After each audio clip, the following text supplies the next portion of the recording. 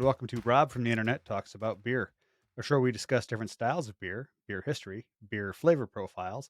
We give shout outs to breweries we think make exceptional beer, and we talk about whatever else comes to mind during the course of the conversation.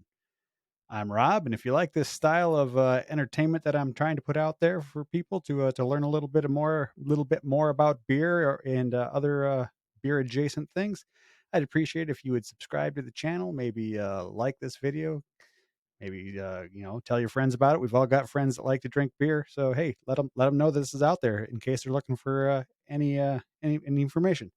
Or with that, let's get started. Today, joining me is one of my recent internet friends that I've acquired over on Mastodon. This is Malcolm Gin. Malcolm, if you would tell me a little bit about yourself and how it is that you got into, say, craft beer and the topic we'll be talking about today, ciders. I guess I should start by saying my first introduction to beer was stout. And I got into it because I was going with my girlfriend at the time to an Irish pub where a folk singer was singing, and he sang Irish drinking songs. So I had to learn to drink an entire stout during one song. that's how that went. Ciders are more complicated and interesting. I think I actually started with lambics, which are not ciders. Right. But they sort of introduced me to the idea of having sort of fruity flavors in fermented drinks. And then I came around to some things called jerkums, which I think, I'm not quite sure if I understand what jerkums are. I think they're basically fermented fruits that are not apples or pears. I honestly, I do not know. I've never heard of a jerkum. I was gonna look it up and I forgot. Sorry. Oh, that's fine. It gives me something to do in my off time. Okay. And then ciders, I think, started for me about 20 or 25 years ago, with kind of relatively common ciders like Magners and Strongbow and stuff like that. Lately, ciders have had this huge surge in the San Francisco Bay Area, and there are cideries and lots of imports from close by regions and faraway regions and so on. So I've started getting more esoteric in what I like. So there's a brand around here called Gowans, which is very pricey and quite tasty. There's Crispin. And they all have not just apple ciders, but like Perry's and other like apple ciders that are also infused with other fruit flavors and fruits. Nice, yeah. I've Yeah. never been really big into the ciders. It's actually more of my wife's domain. My wife is the cider and mead person. I am the beer and whiskey person. But I have been known to have a few. We've got several cideries here. I live in Southwest Ontario, and we actually, believe it or not, have a wine region here in the Niagara Lakes area, the Niagara area over by the falls and everything. And there's a lot of cideries that are popping up over there because vineyards and apple orchards, they all use the same prime land. So right. Yeah. So I'm not overly knowledgeable about ciders. I do enjoy the occasional one, and we decided I decided, at least for me, I am going to be having a traditional English dry style cider. I'm not sure if that's what yours is as well. It is. But mine is from a Toronto cidery called Brickworks Cider House. It's called Batch 1904. So it's a traditional English dry cider. It's one that I've had a couple of times in the past. Like I said, I don't drink a lot of them. But this is one I do know that I've had and I have enjoyed. Good. I wasn't sure because I was looking at the ratings and trying to find out if I could find one like it here. And I asked around. Am I allowed to plug a friend of mine's shop? You're allowed to plug whatever you'd like, my friend. This is just supposed to be like two people talking about booze. I have friends in Oakland that own a bottle shop, and they do actually have kegs that and they dispense to a bar as well. Nice. But it's called the Good Hop, and they also do cider. And they're actually where I first encountered some of the ciders that I really like, some of the breweries that I really like. But I asked them if they could get exactly the cider that you told me you got, and they said no. Yeah, well, I'm not surprised. I mean, trying to get things across the border, unless there's unless there's some sort of export deal already, or distribution deal already, it's kind of hard unless unless you do it illicitly and mail it to people. which is which which has some downsides too. Yeah, yes, it does. Yes, it does. So So anyway, you have friends that own a bottle shop. Well, that's fantastic. Those are I good friends to do. keep. They are. I think my worst time. So I actually helped them kickstart funding their when they opened several years ago. So like my partners and my names are actually painted into their floor along with all of their initial funders, Oh, that's cool. which is cool. Yeah, it's really cool. Um, but like I don't know, I'd say 6 months ago or so, I visited and I was like, "Ooh, you have all these new ciders." So I went to their cider cooler and I started pulling these bottles out of the cooler, and I overcommitted. I didn't have a basket with me. I had like six in my arms, and I put another one in, and it tipped out and smashed on the floor, and I was so embarrassed. Oh no.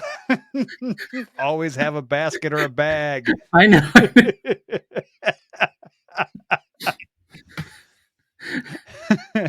We've all had those days, Malcolm. I wouldn't feel too bad about it. I mean, I've been known to drop my fair share of alcohol.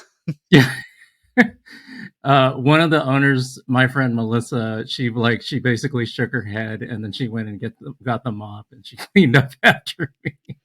Yeah. Well, that's what friends are for, cleaning up messes. I know. I'm ashamed to say that I did not get this at their bottle shop, but I got Henny's dry cider from a local grocery that has a pretty good cider selection. Nice. This one, it's from. Well, actually, I'm not exactly sure where it is from. I'm thinking from Valley in Herefordshire, but I don't know where that is. Uh, it is a UK brand and it's a dry cider, so I'm hoping it's similar to what you're drinking. Oh, it probably is. Yes. Yeah, I mean, it's probably close enough for what we're doing anyway. I mean, from what are we doing? We're gonna be cracking open a couple ciders. We're gonna be pouring them into glasses, drinking and talking about them. I mean, there they you just go. have to be similar. They don't have to be exact. I have not tried this before. My only question, which will be answered soon, is whether it's yeasty or not, because I think that's like one of the major differences between ciders that I've encountered. Yeah, I found that like with kind of like the drier ciders, they tend to be more similar to wines in their profile. So that, Yeah, you get, some of them have some of that tannicness to them. Some of them have some of the esters that you get with wines, and then a lot of the other ones I find, like the really fruity ones, the ones that are the semi dries and the sweets are that. I mean, they are sweet. So yeah. excellent. Well, I'm going to crack mine open. All right, we'll try mine too.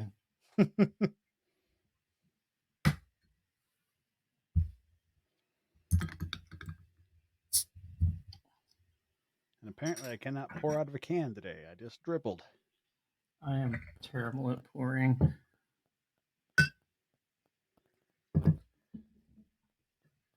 Ooh, smooth.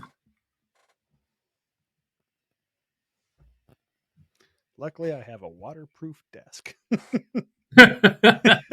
because I do a show about beer. Well, that's nice.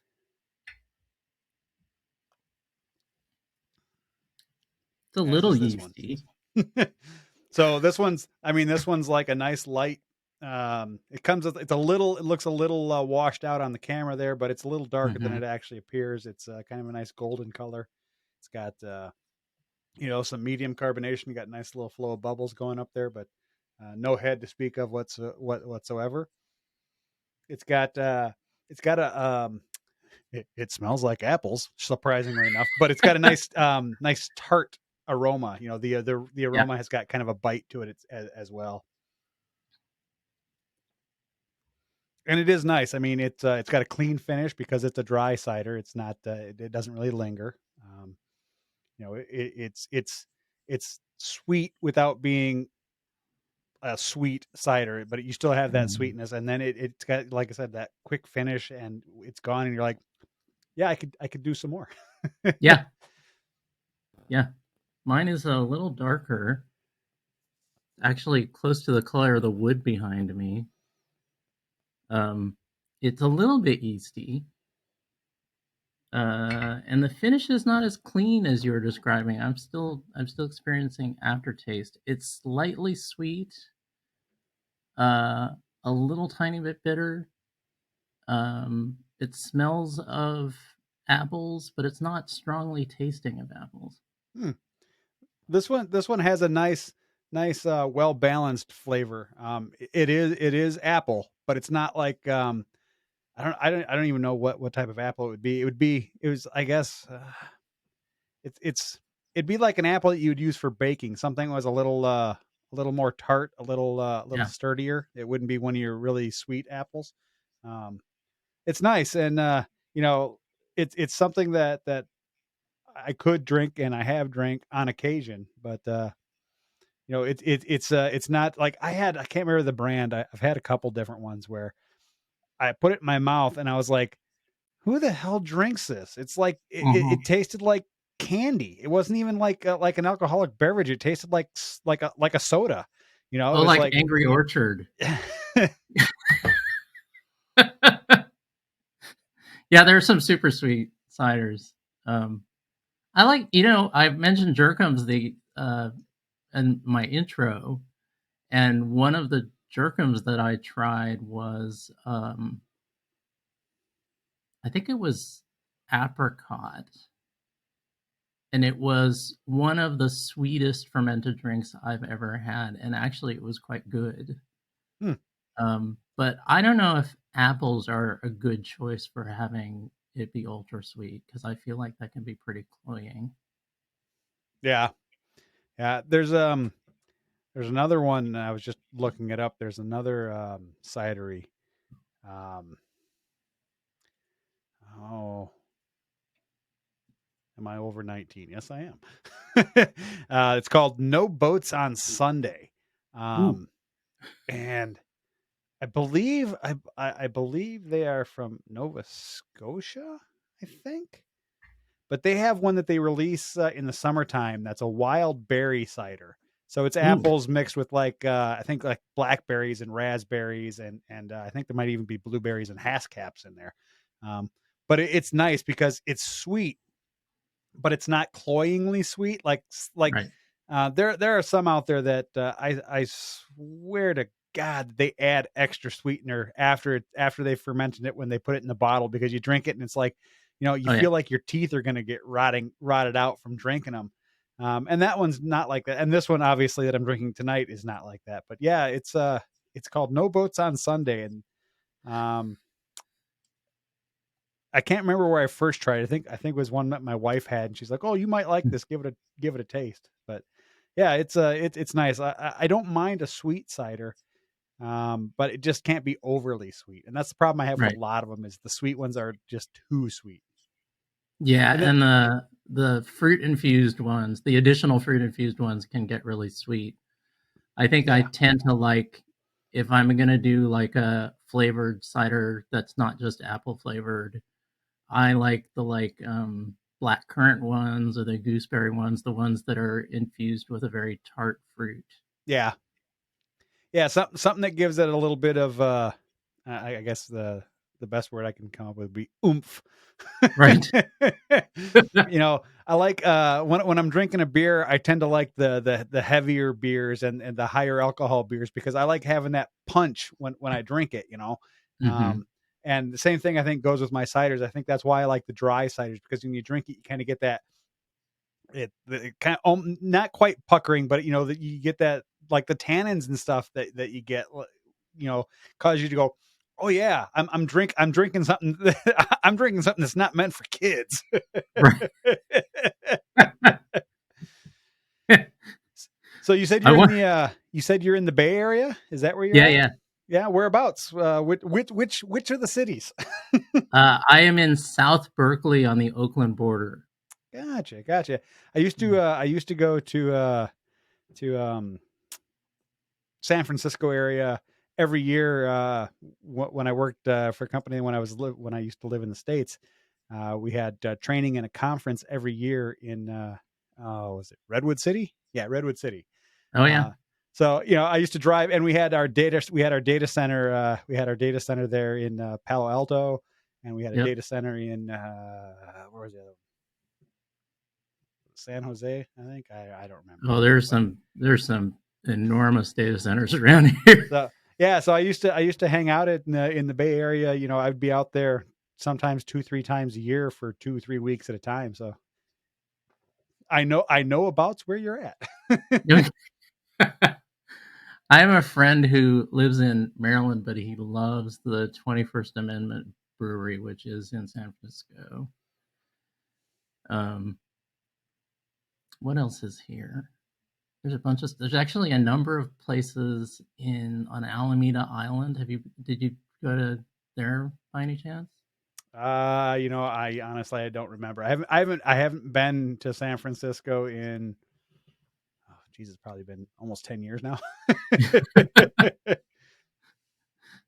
Yeah, I think actually there's a distillery called St. George, which is in Alameda. And they actually recently sold off part of their business. Well, not recently, because I'm 54 and it probably happened when I was 40. But they Recent sold enough. they sold off part of their business called Hangar One, which specializes in vodka. But they're both now based on Alameda. And I Hmm. can't remember the brewery that's there. I don't think it's Faction. I think Faction is in Oakland or Berkeley, but there is a brewery on Alameda Island as well. They're all sort of clustered on the end of the island that used to be the military base. Yeah, yeah. Where if you're a Star Trek fan, you go looking for nuclear vessels. Yes, yes. And if you're a MythBusters fan, that's where they did a lot of their crazy shit. Oh, is it really? Yeah, on the So airstrip. when you're not hanging out on the internet and talking to weirdos like me about booze, what do you do in your daily life, Malcolm? Um, Lately, I've been doing a lot of health related stuff because I'm in remission from leukemia. And I got a stem cell transplant last year, so I'm still kind of working that out. Um, but uh, I do, what do I do? I do writing, activism, video gaming, video game streaming, um, sort of light programming, and I've been applying for jobs because I'm still unemployed since the leukemia diagnosis. Gotcha. Yeah. So what kind of video games do you like to play? Oh, I like to play. Ooh, um, I don't like first person shooters. Most people like first person shooters, and I don't. But Eh, I do like a lot of streaming fodder. I like open world exploration games. I've been working through Watch Dogs 2, which is sort of slightly first person shooter, but mostly hacking puzzles and right. open world exploration. And it's actually based in a condensed version of the San Francisco Bay Area, so it's been kind of interesting to stream it because I can comment about like the huge parts of the Bay Area that are just missing from the game because they didn't have enough space to put everything in there, right? Right. Right. And keep it exciting. Um, but I also really like logistics games, which I think are I think of as being extremely nerdy because they're basically video games where you simulate logistics management, the kind of stuff that people get paid to do. Right. And so like you build these huge alien factories and you have to get, raw resources to a processing plant and then from there into something that makes stuff that you need for progressing in the game. Yeah. I too have played Satisfactory. I think I prefer Factorio, but yes. Yes, I can't remember. I got it as a gift, I think. Satisfactory. I got it as a gift from somebody, and I was like, that's not really my thing, but I'll give it a try. And I played it for a while, and I could see the appeal of it because it's kind of like a survival game, but it's a survival game taken to a different like on a different Oh yeah. angle of things, because you have to like Yeah. create your own factories, and you have to have like the conveyors that move stuff around. And it's Right. kind of like if you took like an open world survival game and you mixed it with like almost like Minecraft, where you've got the engineering stuff that people do in Minecraft and kind of put the two together. Yeah, I can Yes. see the Yeah. appeal. It's not really my thing. I am more of a first person shooter, or I actually like the big first person open world exploration games. Like one of my favorites is the Fallout series. I loved Oh yeah. that kind of sandboxed world where Yeah. you had a storyline, or like a Skyrim, Elder Scrolls 5 Skyrim there. Where you had a storyline, but there were so many offshoots that you could do that you could spend your entire time not doing the storyline. Yes. Yes. Yes, Yeah, so exactly. Yeah. that's my kind of games. And I've never been really good at the fast twitch shooter style games. No, So I'm terrible. and now that I'm over 50, I am definitely not any faster than I used to be, that's for I sure. yeah. I actually got into online video gaming through Halo, Yep. which is a super Twitch game, and I can't keep up with it anymore. I do sometimes. I have some friends who are my age who still play it, usually in squads, which is a little. It usually makes it a little bit less like you're just gonna get destroyed by the 12-year-olds because at least Right. in squads you can do strategy and you can cooperate with each other and stuff. Um, and my one of my dearest friends from online, who I've only ever met in person maybe 2 or 3 times, is named Kristen, and um, she got into Halo like before it got released. Are you aware of alternate reality games? Like what? Like Give me an example of one, and I'll tell you. Because what you before might. before the movie AI was released, there was this huge alternate reality game that was staged by a marketing firm that the film company engaged, and it was a bunch of real world puzzles that they released slowly over time, sort of chasing a plot through the internet, through like dial up numbers, Yeah, through like okay, they would. I do know what you're talking about. Yeah, yeah, Yeah, yeah. kind So of like the precursor to augmented reality stuff that we have now. yeah, yeah, Yeah. exactly. And they did one for before they released the Halo games, and my friend Kristen was totally into that scene. And they would make these puzzles hard, even if you factored into the fact that there were like 40-person teams that were working on these puzzles. Hmm. So some of these puzzles remain unsolved to this day, which is really insane. Yeah, that's bizarre if you think about Yeah. it. I mean, Um, but I think was it last year or the year before? Um, I can't even remember what game it was now. There was some game that it took, like it was like 20 years after the game was released, somebody finally found some Easter egg that had been hidden that nobody had found, and it yeah. was like, one, who the hell's still playing this game after 20 years? And two, how did that remain hidden for that long? I mean, with so many people that play these games, Yeah. it's crazy. Yeah. It's intense. Yeah. But anyway, Kristen got into Halo through this alternate reality game, and she's been playing all the Halo versions ever since.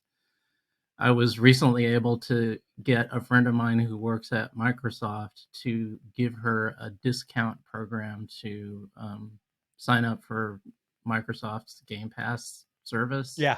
Yep. And she was thrilled because it allowed her to play the latest Halo game with like all the DLC unlocked and everything. Yeah. Yeah, I actually have a subscription to the Xbox Game Pass thing as well, Mm-hmm. and it's not because like I'm a hardcore gamer or anything, but it's for me here in Canada, it's $14 I think a month, and it's a great way if there's a new game that gets put out there that I might want to buy. I try it for a week or two, and I'm like, yeah, okay, this is something I want to buy. Then I'll buy it, Cool. without having to go, oh, do I really want to spend $70 on this game and then get a game you play like for half an hour? You're like, fuck, I hate this game. Yeah. Yeah. So I mean, the $14 a month that it cost me is well worth it. If I buy 2 games a year, basically, it Then it's worth done it. its job. Yeah. Yeah. So. Totally. Yeah. And and like I said, I am anything but a hardcore gamer. I literally just upgraded my desktop computer upstairs in my normal office where I actually do all my gaming and everything. I just got a 3070 video card. When the Oh 40 yeah. series, the ones that are all out now, I'm like, oh, I can finally afford to buy a new video Yeah. card. And then I was like, well, I'm not a super hardcore gamer. I mean, I'm still playing. Like I said, I'm still playing Fallout 3 and Fallout 4, which are not Right. super intense games. So for me, if I could have found a 2080 card dirt cheap, I would have bought that because it would have been better than my 1070 that I had. Yeah. Yeah. I think last year I bought a high-end Alienware laptop, and it's been nice. And I think at the time I actually signed up for the Game Pass Ultimate service so that I could just like essentially celebrate the hardware by having Right? access to a bunch of games. And Yeah. it's been really nice. I can with the laptop I can stream 60 FPS at 1080p to Twitch. I have a gigabit fiber internet connection, and it's really nice. I didn't realize that having the internet connection would allow me to stream so well, and I've really been able to appreciate that. Yeah, having good Yeah. internet is key. I also have fantastic internet here.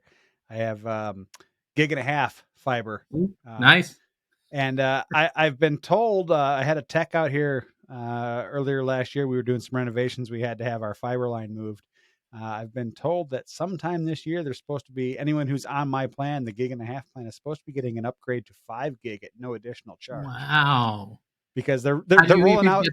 they're rolling out 8 gig in the city center, but we're outside the city center. So, How do you get the consumer hardware to handle that? well, I work in IT professionally, so I don't have consumer hardware at Oh, home. okay. I have commercial grade equipment. My router has a 10 gig SFP plus port in it, Oh and my. I've got a 10 gig fiber backbone throughout my whole house. So Wow. Okay. All right. yeah, Wow. All right. I am the epitome of IT nerd. I've been in See, IT since 1992. I have two, and I thought I was doing well, but I only have Cat 6A backbone through the whole. Yeah, I was actually looking earlier this year. I was actually looking at upgrading my backbone to 25 gig because I had a line on a 25 gig core switch that somebody was That's upgrading to 40 gig. amazing. Yeah, I've got 3/4 of an acre of land, and I've got wireless access points that will give you full speed internet at the very back of my property because I've got outdoor access points and the whole bit, Mhm. and Mhm. those have Cat 6A running underground out to the farthest point and Oh, things that's like that. nice. So